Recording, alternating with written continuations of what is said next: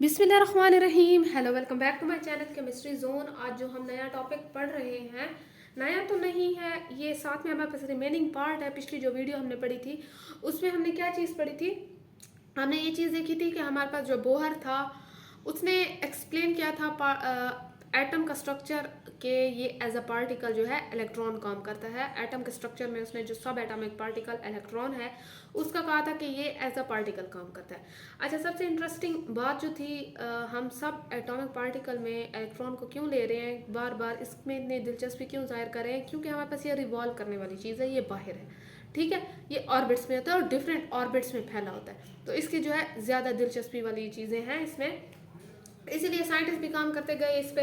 अच्छा, आपने ना फिर ये भी देखा था कि डी ब्रॉगली जो था साइंटिस्ट था, फ्रेंच साइंटिस्ट था, फिजिशियस्ट था, जो आया हमारे पास 1924 में, उसने ये कहा कि हमारे पास कोई भी पार्टिकल है, सॉरी इलेक्ट्रॉन है, वो दो डुअल नेचर रखता है। पार्टिकल जो है act as both wave and particle, means कि वो वेव के तौर पे भी काम करता है और पार्टिकल के तौर पे भी काम करता है। कौन काम करता है? इलेक्ट्रॉन काम करता है in this structure of atom.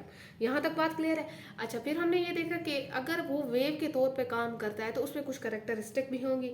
हमें कैसे पता चल गया कि वो एज अ वेव काम कर रहा है? ठीक है, अब हमारे पास जो है ये तीन मेन करेक्टरिस्टिक जो हैं वो हमारे पास यहाँ आ रही हैं। एक वेव लेंथ आ रही है, एक फ्रीक्वेंसी आ रही है, and the last one is velocity. Before जो है मैं ये चीज़ बता दूँ, बिफोर स्टार्टिंग दिस टॉपिक, आप जो है पीछे से थोड़ा सा जो है वीडियोस को देख लें, क्योंकि यहाँ पे जो कंसेप्ट यूज़ होंगे वो पीछे वाली चीज़ों से रिलेट होंगे। सबसे पहले, अगर मैं वीडियो स्टार्ट करने से पहले तो आप मेरे चैनल को सब्सक्राइब कर लें, और अगर इस वीडियो के एंड में अगर आपको कोई भी डाउट है आप मुझे कमेंट सेक्शन में बता सकते हैं। तो चैनल को ज़रूर सब्सक्राइब करें ताकि आप मेरे साथ बने रहें। चलें जी, स्टार्ट करते हैं। हमारे पास कहते हैं कि करेक्टरिस्टिक ऑफ वेव्स है। हमें कैसे पता चला कि इलेक्ट्रॉन एज अ वेव काम कर रहा है? अब सबसे पहले हमारे पास वेव लेंथ आती है। ये करेक्टरिस्टिक ऑफ वेव्स है, मीन्स के हमारे पास जो है खसूसियत है कोई भी लहरों की। अगर ये करेक्टरिस्टिक किसी चीज़ में है तो आप कह सकते हैं कि वो एज अ वेव काम कर रहा है। सबसे पहले अगर देखते हैं वेव लेंथ है, तो वेव लेंथ क्या चीज़ है? The distance between two nearest troughs and crest is called wave length. It is denoted by the Greek letter lambda.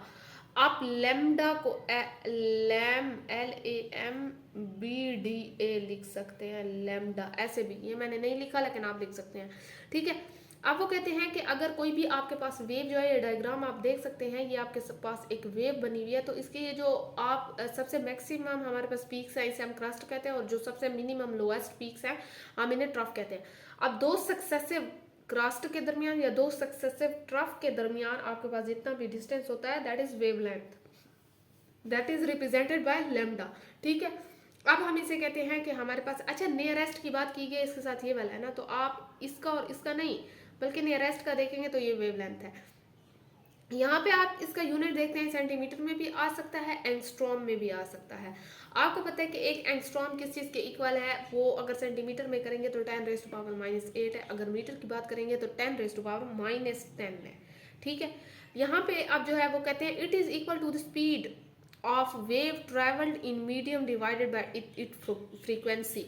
अब आप लोग जो है ये भी चीज़ देख सकते हैं कि it is equal to the speed of wave. आप कोई भी स्पीड ऑफ वेव है, कोई भी वेव ट्रैवल करिए जिस स्पीड से, उसे और उसकी फ्रीक्वेंसी को अगर आप डिवाइड करते हैं तो हमारे पास क्या चीज़ आती है? यहाँ पे शायद जो है मुझसे मिस्टेक हो गई है,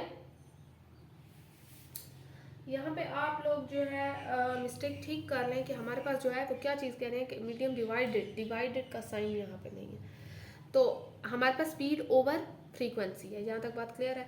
अच्छा, अब हमारे पास जो है वो सेकंड क्या चीज़ आती है? सेकंड पे जो यहाँ पे भी आप लोग ये करेक्ट कर लें, हमारे पास फ्रीक्वेंसी का आपको पता है कि हमारे पास फ्रीक्वेंसी क्या होती है कि मेरे पास लेट सपोज एक पॉइंट है और आप यहाँ ठहरे हुए हैं। अब आप एक सेकंड में इस पॉइंट पे कितनी बार जाते हैं और दोबारा आते हैं, और जाते हैं और आते हैं, तो आपके पास टाइम सिर्फ एक सेकंड है। या आपके पास कोई भी ये सर्कल है, ठीक है, यहाँ कोई पॉइंट है, आप एक सेकंड में इस पॉइंट में, मतलब कि आप इस पॉइंट को कितनी बार क्रॉस करते हैं एक सेकंड में, तो दिस इज कॉल्ड फ्रीक्वेंसी। तो यहाँ पे क्या है? The number of times a wave passes a certain point in 1 second.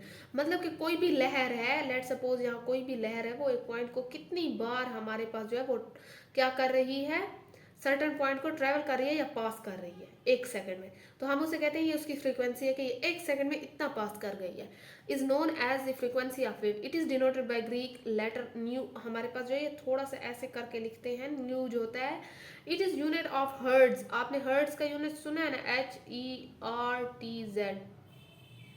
तो ये, या साइकिल, साइकिल पर सेकंड। अब मैंने यही साइकिल की बात की है ना, आपके पास अगर फिजिक्स की बात की जाए या दूसरी तो कोयल होती है, हमारे पास ये जो सर्कुलर फॉर्म में होती है, तो वहाँ साइकिल की बात होगी। यहाँ तक बात क्लियर है? आपको नहीं पता कि सर्कुलर फॉर्म में वो करिए, जैसे आप जो है आपके पास इलेक्ट्रॉन है वो किस चीज़ में है, सर्कुलर स्ट्रैंडिंग वेव फॉर्म में है। तो यहाँ पे जो है ये 2 यूनिट्स है।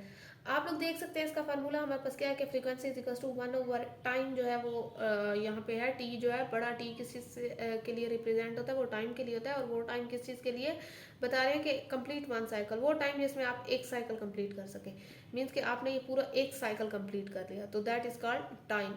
तो हमारे पास जो है ये इसका फार्मूला क्या है, अगर फार्मूला तो ये, अगर इन द टर्म ऑफ मैं वेवलेंथ लूँ, कहीं पे आपको न्यूमेरिकल में वेवलेंथ भी दी होती है और कहीं पे वेव स्पीड, तो आपने ये वाला फार्मूला यूज करना है। ओवरऑल फ्रीक्वेंसी का ये वाला है, लेकिन अगर यहाँ पे आपके पास वेव लेंथ भी दी गई है और वेव स्पीड भी दी गई है, तो आप ये वाला फार्मूला यूज करेंगे। यहाँ तक बात क्लियर है? ओवरऑल मैं कहूँ आपसे यूनिवर्सल फार्मूला ये वाला है, ठीक है। ज़्यादा मेजोरिटी केसेस में मतलब ऐसे आपसे कोई पूछ लेता है कि what is the formula of frequency, तो आप बता सकते हैं 1/T, that is the formula of frequency. वहाँ आपसे वो फ्रीक्वेंसी का पूछेगा, वहाँ वेव लेंथ वगैरह कुछ नहीं कहेगा, तो आपने ये कहना, हाँ वो कहे कि कोई एक वेव है वो ऐसे ट्रैवल कर रही है, तब आपने ये बात करनी है। यहाँ तक बात क्लियर है? अब वेलोसिटी की तरफ आते हैं। वेलोसिटी आपको पता है ना क्या होती है? अब हमारे पास जो है distance travel by wave in 1 second is known as velocity of waves. वो डिस्टेंस जो कोई भी वेव है, कोई भी लहर है, वो क्या चीज़ कर रही है, वो डिस्टेंस कवर कर रही है 1 सेकंड में। लेट सपोज मेरे पास ये कोई भी वो है, यहाँ से ऐसे वेव आ रही है और यहाँ का ये जितना, ये 1 सेकंड में यहाँ तक पहुँची है, यहाँ का जितना भी हमारे पास डिस्टेंस है, ये डिस्टेंस हमारे पास क्या चीज़ है, दैट इज कॉल्ड वेलोसिटी। अब हमारे पास जो है इट इज़ डिनोटेड बाय सी। अच्छा, हमारे पास जो है ये क्या चीज़ है कि आप फार्मूले में अगर देखते हैं तो मेरे पास ये that is c, that represent the speed of light, that is equals to this. हमारे पास 3 × 10⁻⁸ मीटर पर सेकंड होता है। तो लैम्डा आ गया है और ये हमारे पास वेलोसिटी आ गया, वी जो है हमारे पास वेलोसिटी को रिप्रेजेंट कर रहा है। इसका फार्मूला ये वाला है। आप यूनिट भी देख सकते हैं, सेंटीमीटर पर सेकंड है या मीटर पर सेकंड है। अगर मैं relation between energy lambda frequency wave number की बात करूँ, तो मेरे पास ये 4 रिलेशनशिप आ रहे हैं। मैंने ये जो जहाँ पे ये h यूज़ हो रहा है दैट इज़ प्लैंक कांस्टेंट। इसकी स्पेसिफिक वैल्यू अगर अर्ग सेकंड में देखी जाए तो ये वाली है, और अगर जूल सेकंड में देखी जाए तो ये वाली है। यहाँ पे देख सकते हैं E = H V है हमारे पास। फिर ये हमारे पास फार्मूला आप देख सकते हैं, ये लैम्डा का भी देख सकते हैं और ये भी देख सकते हैं। तो हमारे पास 2 कांस्टेंट की वैल्यू ऑलरेडी मैंने आपको लिख दी है, बाकी चीज़ें आप खुद फाइंड करेंगे अगर आपके पास न्यूमेरिकल में आ भी गया। तो आई होप सो ये छोटा सा टॉपिक था, आपको समझ आ गया होगा, जिसमें हमने कैरेक्टरिस्टिक ऑफ वेव्स पढ़ी है और 3 मेन चीज़ें पढ़ी हैं कि आपके पास एक्चुअली में फ्रीक्वेंसी, वेलोसिटी और वेवलेंथ होती क्या है। तो ये चीज़ों को न्यूमेरिकल में आगे जो कॉन्सेप्ट्स होंगे उनमें यूज़ करेंगे इंशाल्लाह। जो है आपको अगली जो वीडियो मिलेगी इसमें एक और टॉपिक होगा जिसमें हम क्या चीज़ पढ़ेंगे, डी ब्रोगली इक्वेशन पढ़ेंगे। आई होप सो आपको ये तो टॉपिक समझ आ गया होगा। तो मेरे चैनल को सब्सक्राइब करें, और अभी भी अगर किसी को समझ नहीं आ रहा तो मुझे कमेंट सेक्शन में बता सकता है। अगली वीडियो का वेट करें। अब तक के लिए इतना काफ़ी है। अल्लाह हाफिज़।